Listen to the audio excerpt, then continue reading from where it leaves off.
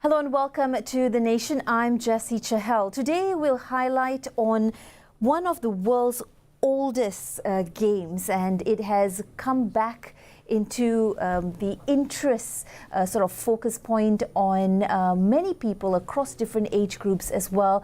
We wanted to highlight for you today strategies for advancing and making chess popular once again, not just here in the studios or in the city centre, but across the country, across the nation. Joining me is Dato Nazlee Kamal, co-founder of the Malaysia First Grandmaster program and head of chess development at the Rotary Club of Kuala Lumpur Dynamics, as well as Mr. Najib Abdul Wahab from the Malaysian Chess Federation. Gentlemen, welcome and thank you for being with me here today. We talk about chess, and it's either one gets really excited about it or one says, boring. But there's so much to be explored and discovered. Let's start first with this ancient board game. I mean, it's over 1,000 years old, 1,500 if my research serves me well. What would you say is the current landscape of chess in Malaysia? Okay, from the perspective of the Malaysian Chess Federation, we have lots of tournaments going on in the country. You can have a peek at the social medias, Facebook and all that. We have a lot of independent organizers out there who continuously run chess events, and most of them are running events for kids. So the attraction is definitely there. And even at the school level, like the Malaysian schools and all that, the MSSMs, they have their own sort of like series for chess. So to a certain extent, you know, it's there already planted in the roots of the boys to start, or the girls to start playing chess from a young age. From a young age, yeah. And it's you know, it's competition goes from the primary school to secondary school. And now we have IPTs, you know, the private colleges. The colleges and all that. So it is very good. And also, I think as of 2024, according to, I think many have known that we now have chess in Sukma. So after like a few years of, you know, struggling to get chess into Sukma, we finally got chess to Sukma. It's a sport. Yeah, it's a sport. I think we have to thank the current minister, Honorary, for giving us that opportunity. Yeah. That's right, Dato. Yeah, first and foremost, thank you, Jessie, for having us this afternoon. And I'm a chess player since I was 11 years old. And I remember my brother bought me a chess set. And then my uncle Aziz bought me a chess book during that time. So it really gets me the interest of playing chess by reading the book, understanding the game.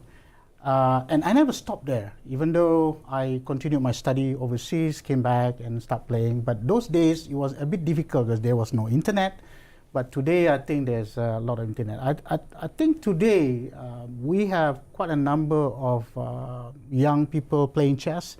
But we also acknowledge that we need to do something about their progress in chess. Because I think until today, one of the most important agenda, in fact, what we are having today is about the first Malaysian Grandmaster. Which we must establish at this point, we do not have a Grandmaster yet. In fact, Singapore just celebrated the 4th Grandmaster, which is a 17-year-old. So what is the pain point there? Let's start with what has happened there that we have not been able to produce a Grandmaster till now? There's a lot of effort, but I think that's the crux of all. It's about funding, and I think that's the thing that the Rotary Club of Kuala Lumpur Dynamics, we partner together with Malaysian Chess Federation, and understanding that the young people wants to go and move forward to the Grandmaster. They have to enter tournaments overseas. So they need to be supported not just financially, but through programs and international exchange, and if you will. In fact, we do not have even a Grandmaster resident coach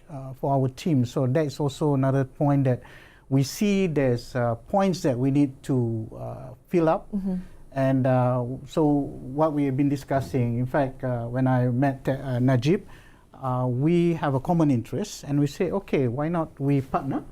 And we work together in establishing. I'm 61 this year. I'm too late for a Grandmaster, but I would like to see our young people, because the young people are basically our future. Definitely. Our young generation that move forward. What's interesting to note is there has been sort of a resurgence of the interest in chess of late, and especially within the youth or kids or children. But is this something the foundation thought of important that we needed to pave the way for a Grandmaster sooner or later before you met Dato?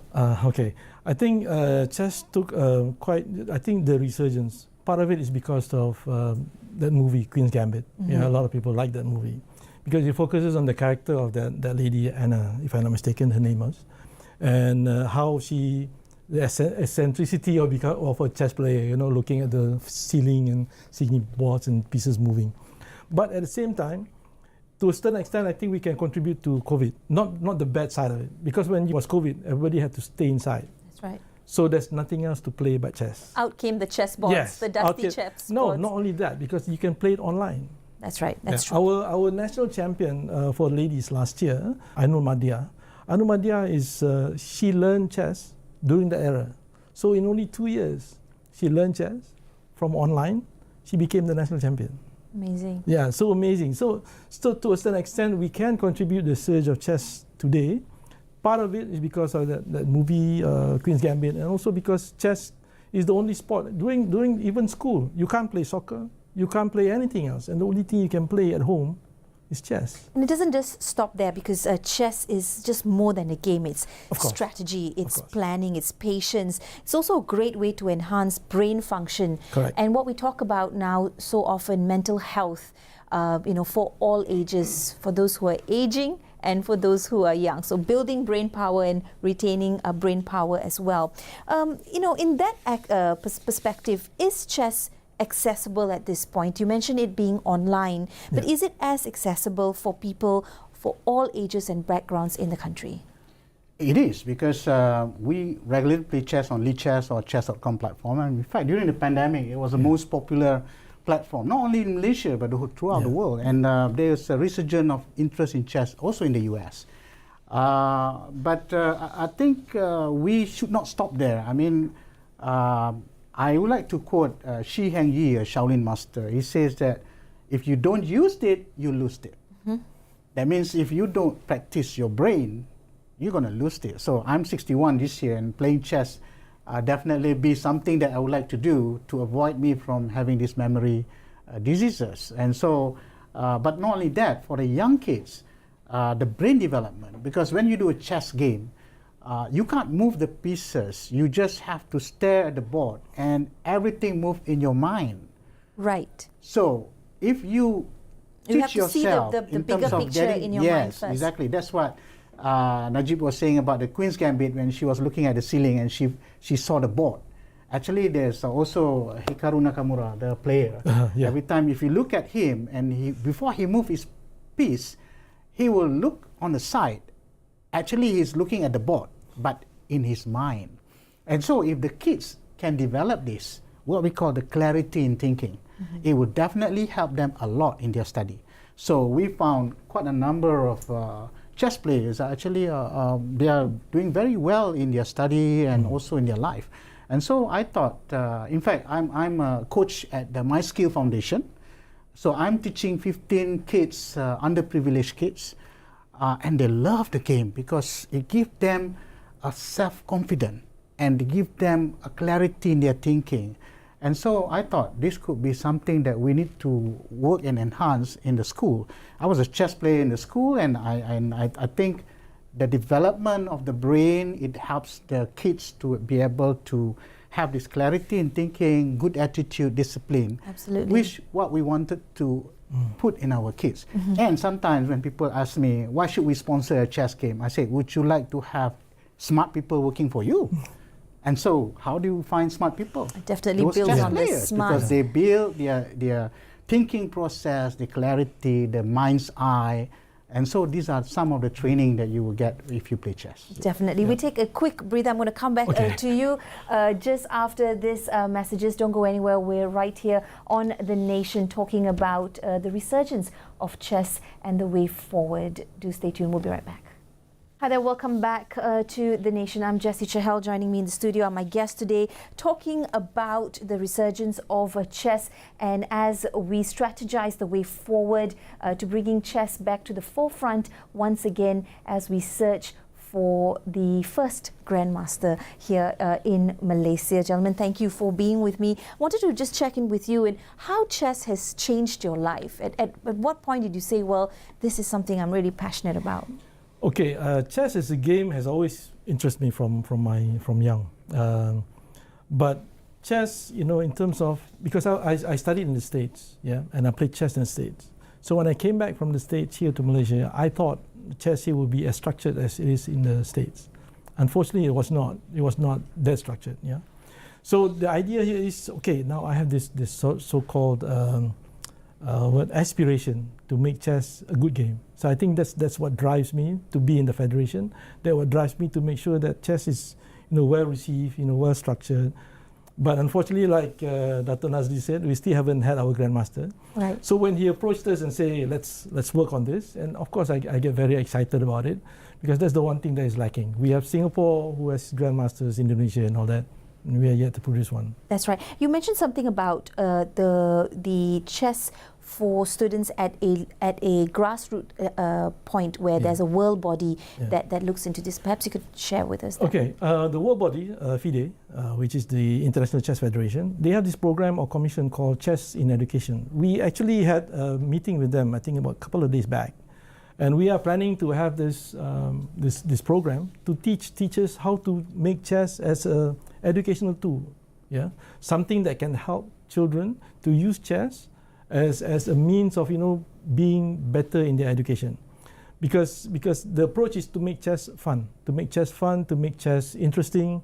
You know, people look at it as a very dry game. Right. So how do we do that? How do we make chess fun and interesting? We've got all the AI tools. We've got whatever we need in this day and age to make it fun and interesting, Dato. Yes, I think one of the things that we were discussing with University Technology Malaysia is developing AI. AI in chess is definitely something that we need to do. And I think we can do virtual reality, we can make it more exciting. But currently, even in fact, the game is getting more exciting when you see young players like Gukesh now going to challenge the world champion in November. He's a 17-year-old boy from India. And Pragnananda currently playing at the Norway Chess 2024. And now it's a hot topic for all the chess players. They are looking at the game. He's only 18 years old. And so I think, in fact, we just had an Azerbaijan tournament, which I was playing with Najib also playing. The winner was a 13-year-old boy. Wow, fascinating. And he beat everybody with a top-ranking international master. So I would say we do have talent. Wait, I just wanted to pause there. It does not matter how mature the brain is, because a 13-year-old boy is beating others well in their 60s and 70s. What gives? How does this work? I think for me, I think the clarity in his thinking is much better than all of us. Of course, it's something that I wanted to learn. In fact, I still get a coach to teach me how to play better. It's about your thinking process and how do you think on the board. But this boy, 13-year-old, I think I would say he's special. Yeah, I mean, he's very confident, because in a chess tournament, when you play chess tournament, sometimes you lose not because you are not good, but you don't have the confidence. And so you have to build the confidence in yourself, and then you basically thinking very clearly on the move and how do you make your move. So there are the things that not easy to learn, but something that is special for somebody who wants to be a Grandmaster. And what are some of the ground programs that MCF rolls out or does to approach perhaps interested players in chess? Okay, we have a lot of programs actually. We have a lot of youth programs. We have a lot of senior programs. We also have like an event specially made for the seniors, 50 plus and 65. Yeah, plus. in fact, I was playing the last year, first national senior tournament. I had number 6. And one of the reasons that Baby Hana agreed that we have chess in Sukma is because we have chess programs even for the young kids. Yeah, we can start them as young as 6, 8 years old, and they can start playing. Yeah, and we have games for seniors, and it's very diversified. I think in the Malaysian Chess Championship that we had last month, it was very, I would say, a poetic ending, because we had 3 events. Yeah, the top 3 winners are all from different races. Yeah, The gold, bronze, and the silver are different races. The one event, the other event, the other event, they're all different races. So if you want to talk about how diversified we are in terms of the race and all that, it's very poetic because we suddenly say, hey, we can be the front page of perpaduan kind of absolutely brought symbol. Together by chess. Yeah, brought together by chess. So it's very interesting. And for the kids, I think the challenge here is because overseas we can get grandmasters as young as 13, 12 years old. Yeah, but unfortunately here in Malaysia we don't have that foundation to make sure that they can progress better. I think that's one of the reasons why we wanted to do this. Yeah, we as a natural talent, Malaysia, we are very good. We have natural talent. But somehow or other, we do not hone that, we do not progress, we do not develop that. So it's almost that last mile is missing. Yes. So this is the idea. If we look at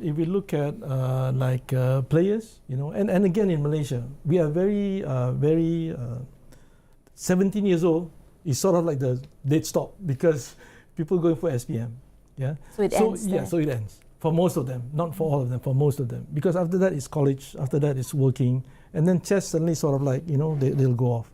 So in order for us to make sure that they can achieve the GM program, we need to start them young. Yeah. So we can hopefully get them to that last mileage to get the Grandmaster's title around 16 or early 17 years old. Yeah. And then once they get that title, then they can focus on their studies. We'll be back just after this with a lot more as we explore the realms of chess in Malaysia and the way forward. We'll be right back.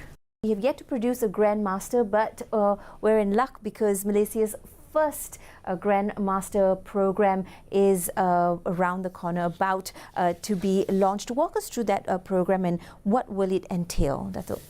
We wanted to work with Rotary Club, and I think there are a few people in Rotary that I should mention their name. Gordon Wong, our charter president, the district governor Arvin from Sungai Petani, and President Yvonne. They are all, we had a discussion. We said this is something that we need to do to raise chess level in Malaysia. So one of the things that we recognize is that we need to create corporate funding where we can help young kids to be able to compete worldwide.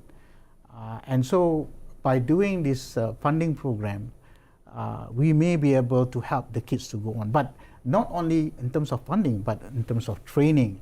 We do not have a GM resident, so we need to raise the fund to be able to hire a GM who can be a resident in Malaysia, who can then coach our potential players going to get into the first Grandmaster. So I thought we hope by doing this program, maybe next year we will have a chance to have the first Malaysian Grandmaster. And I think if we can beat that to the level, and I'm sure there will be more kids who will be more excited about going through this process. And we hope one day the world champion will be from Malaysia. Definitely. Yes. And it's not impossible, because I think our kids are very good, except that we need to help them on the last mile, pushing them forward. And that we recognize between us, Rotary Club, and Malaysian Chess Federation, that we want more organization to join us. And so this, we need to work with the schools. Yes. We need to work with the coaches. Right, and I think that starting point, as you rightly pointed out, are the schools.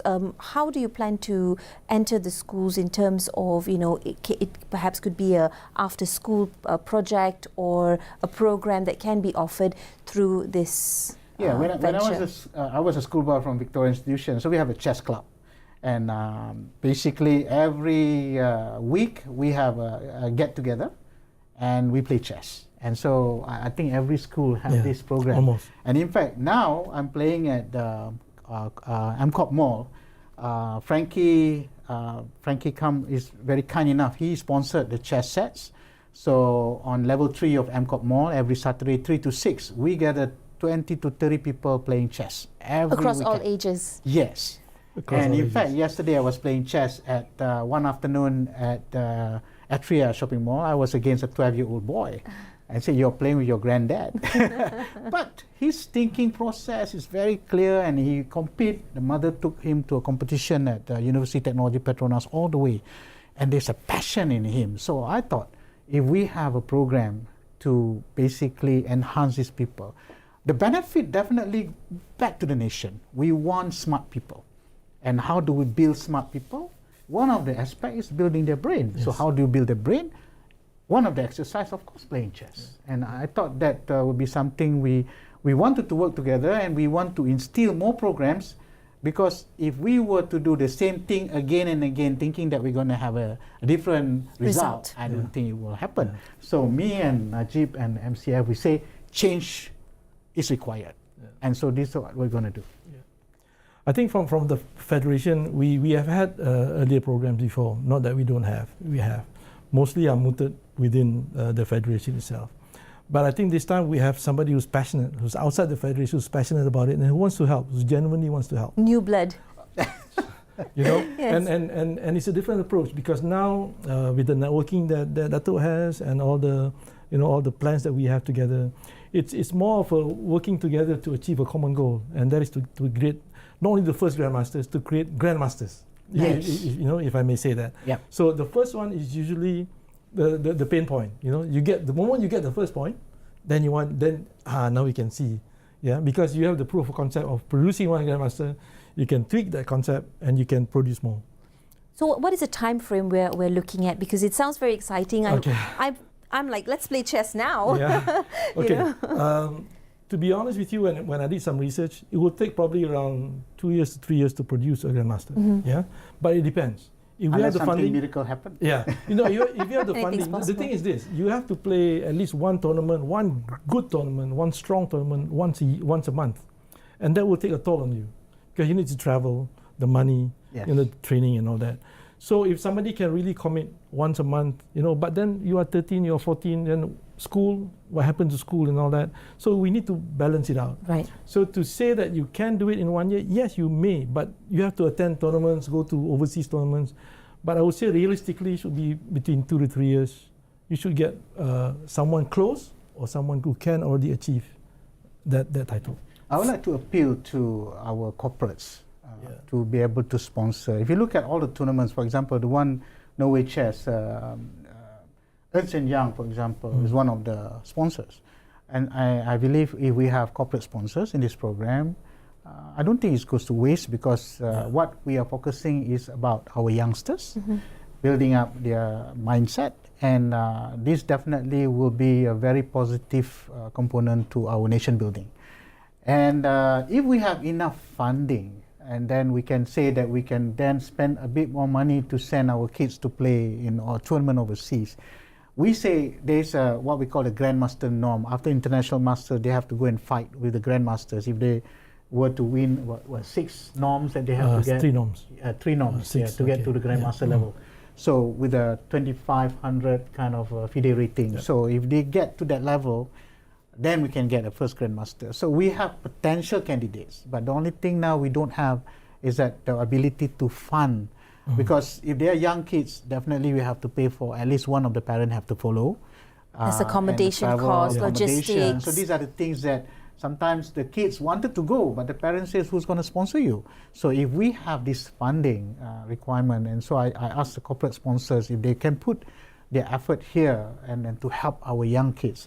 At least Malaysia can be at par with the rest of the ASEAN members. We've got Philippines with quite a number of Grandmasters, Indonesia, Thailand, Vietnam. So it's watch out world. Here comes Malaysia, Yes, with Malaysia. a Grandmaster, Yes, Malaysia. that's just around the corner, whatever age that Grandmaster may be. Thank you, gentlemen, for coming to the studio today. And thank you for the work that you do on the ground as well, promoting chess. As we know, we've already established the fact that besides boosting IQ and keeping the brain active, it enhances creativity. It also promotes problem-solving skills. A lot of the things, proper tools that we need to navigate today's world. But that has been the time right here on The Nation. Thank you so much for joining us, and thank you once again. Thank you so much.